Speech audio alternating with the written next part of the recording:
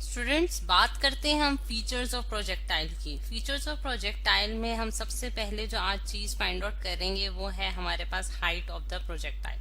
यहाँ मैं लिख भी देती हूँ कि आज हम सबसे जो पहले फाइंड आउट करना चाह रहे हैं वो हमारे पास क्या है कि हाइट ऑफ प्रोजेक्टाइल, यानी कि प्रोजेक्टाइल की जो हाइट वो अटेन करता है कोई भी प्रोजेक्टाइल। जिसमें आपने देखा था कि अगर हमने एग्जांपल्स पढ़ी थी पिछले लेक्चर्स में कि हमारे पास प्रोजेक्टाइल्स किस तरह के हो सकते हैं कि आप कोई बॉल को किक कर रहे हैं तभी वो प्रोजेक्टाइल मोशन परफॉर्म करेगा। इसी तरह मिसाइल की जो लॉन्चिंग है वो भी हमारे पास प्रोजेक्टाइल मोशन की एग्जांपल्स में आ जाता है। इसी तरह एक और एग्जांपल देख लेते हैं जिसमें आप देख सकते हैं कि एक जो मतलब कि एक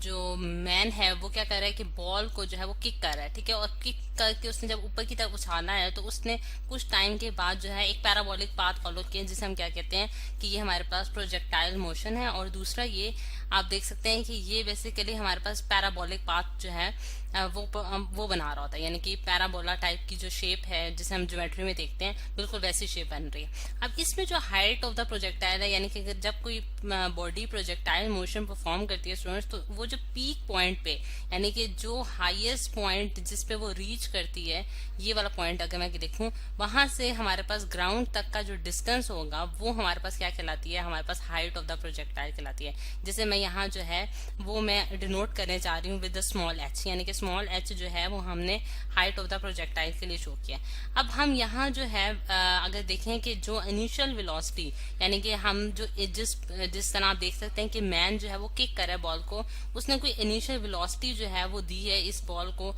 जिसे हम वी आई से डिनोट करते हैं। और वी आई जो है वो किसी खास एंगल पे लग रहा है हॉरिजॉन्टल से, जिसे हम एंगल थीटा कहते हैं। और अगर मैं इस वी आई को यानी कि इस इनिशियल वेलोसिटी जिसे हम कहते हैं उसको रिजोल्व करूं दो कंपोनेंट्स में, यानी कि इसी को वेक्टर को मैं एक्सटेंड करती हूँ और इसकी रेजोल्यूशन करती हूँ हॉरिजॉन्टल और वर्टिकल कंपोनेंट्स में, तो हम ये देखते हैं कि हमारे पास दो कंपोनेंट्स आ जाते हैं। जो हॉरिजॉन्टल कंपोनेंट्स वो हमारे पास V I cos of theta है, और इसी तरह हमारे पास जो वर्टिकल कंपोनेंट है वो V I sine of theta है, ठीक है। ये हमारे पास दो जो है इसके कंपोनेंट्स आ गए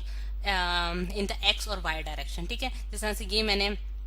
वाई एक्सिस ले लिया है और ये मेरे पास स्टूडेंट्स एक्स एक्सिस है, ठीक। अब अगर हम देखें कि हमारे पास अगर मैंने इसकी हाइट फाइंड आउट करनी है तो मैं जो थर्ड इक्वेशन ऑफ मोशन है वो यूज कर सकती हूँ इसमें। और वो हमारे पास क्या होती है, 2as is equals to V F का स्क्वायर माइनस वी आई का स्क्वायर, ठीक है। ये हमारे पास जो है हमारे पास थर्ड इक्वेशन ऑफ मोशन है। अब अगर हम देखें स्टूडेंट्स कि हमारे पास यहाँ जो है हमारे पास ए जो है यानी कि एक्सेलरेशन जो प्रोड्यूस हुई है इस बॉल में वो हमारे पास किसके बराबर है, माइनस जी के बराबर है। अब माइनस जी के बराबर इस वजह से स्टूडेंट्स के हम देखते हैं कि हमारे पास जो एक्सेलरेशन की वैल्यू है, यानी कि जब हम बॉल को ऊपर की तरफ यानी कि ऊपर की डायरेक्शन में जो है उसको भेजना चाह रहे हैं, और ऊपर की डायरेक्शन में जब हम किसी बॉडी को भेजते हैं तो उसके पास जो एक्सेलरेशन होती है वो against the acceleration due to gravity होती है, ठीक है। क्योंकि जब बॉडी जो है वो नीचे की तरफ आती है तब हम कहते हैं कि वो एक्सेलरेशन ड्यू टू ग्रेविटी की वजह से नीचे की तरफ गिर रही है, लेकिन जब ऊपर की तरफ जाएगी तो हम ये कहेंगे कि वो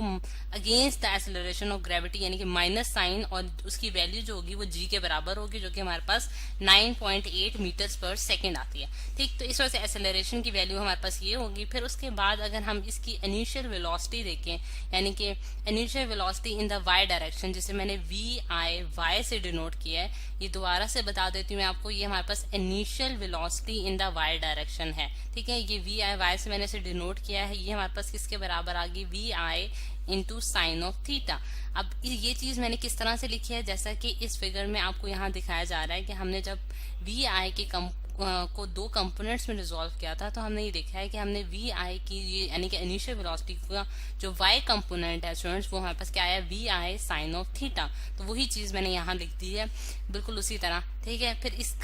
इसका जो फाइनल कंपोनेंट है यानी कि वी एफ वाई, यानी कि final component of the velocity in the Y direction, वो स्टूडेंट्स हमारे पास क्या है, जीरो है। अब ये चीज कैसे आई है हमारे पास जीरो के बराबर, तो जैसा कि मैंने आपको यहाँ फिगर में भी दिखाया था कि ये वो हाईएस्ट पॉइंट होगा, हाईएस्ट पॉइंट यानी कि जिसे आप कह सकते हैं कि हमारे पास पीक पॉइंट है जिस पे प्रोजेक्टाइल जो है वो रीच करता है। और जब